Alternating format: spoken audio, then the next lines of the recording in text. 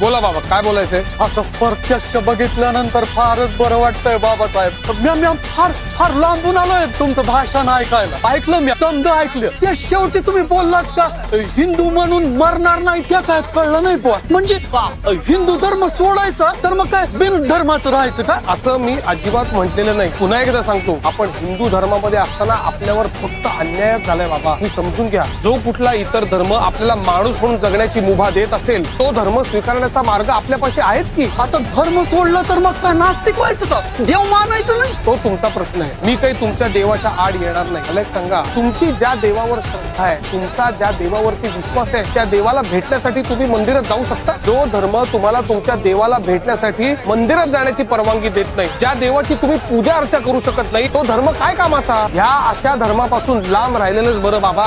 आपल्याला पशुप्रमाणे जगणं जर का सोडायचं असेल तर धर्मांतर हा एकच पर्याय.